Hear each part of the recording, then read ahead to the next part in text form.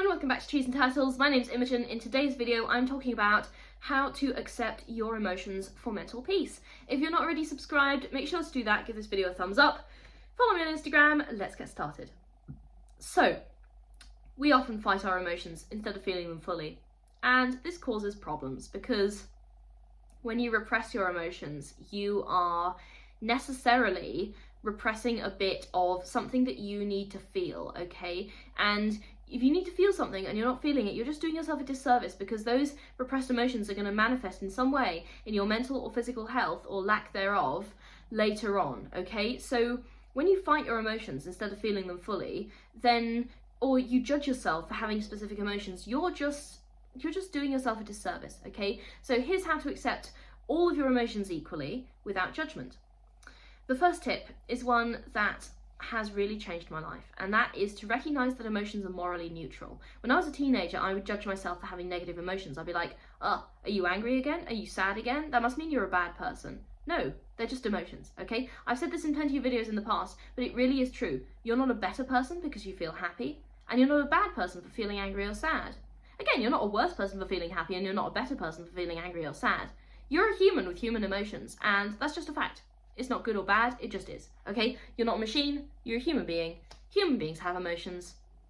It's just a fact, okay? It's a fact as much as the fact is that the sky appears blue because of the science of how light refracts, or it's as much a fact as gravity, or it's as much a fact as, you know, bleach makes my hair blonde, okay? So emotions are just morally neutral. There's no moral value attached to emotions, okay? So you're a human being. Human beings have emotions. It is what it is. No judgment. And that brings me on to my second point, which is to learn to observe your emotions without passing judgment. This is something that took me a while to learn, and yeah, it takes practice, like all good things do, as I repeatedly say on this channel. But yeah, learn to observe your emotions without passing judgment, because if you sort of allow your emotions to wash over you, maybe you're feeling sad one day, and instead of thinking, oh, I feel sad, that must mean I'm a bad person, sit down with yourself and be like, no, hang on a minute, I'm feeling sad. That's an emotion. It passes, that's okay. It's just a bad mood, you know? It's not morally bad, it just makes me feel bad at the moment, and maybe later on I'll feel better, okay? So observe your emotions and experience them without passing judgment. Right, number 3, learn to understand the reasons behind why you feel the way you do and why you act the way you do. Once you've sort of understood and accepted your emotions, it's time to understand the root causes, the reasons behind. So let's return to that example of one day you're feeling sad. Obviously, at first you might be like, oh, I'm sad, I'm a bad person. But no, we've made progress. We've learned to understand that I'm sad. It's a human emotion, I'm a human, that happens, okay? But now we want to dive into a little bit of why am I sad? So you might be sad because you missed your bus, or you got rained on all day, or you might be sad because you came home and your roommate ate your cake, or something. Like, you might be sad because, I don't know, you ran out of clean socks. Like, there's a load of valid reasons to be sad, okay? And if you can understand the reasons behind why you're feeling a particular emotion, then you can sort of seek to either reduce those instances or increase them. So like, you could equally be happy and maybe, you know, maybe it's a sunny day, or maybe you got home and you'd forgotten but you already did your clean laundry and you folded it, and you'd be like, oh yay, thank you my past self. So there are reasons behind why you're feeling each emotion, unless you have some kind of chronic mental health condition. For example, depression makes me feel sad because I have depression. The reason is I have depression, but usually there's another reason for feeling happy or sad if you generally are a mentally healthy individual.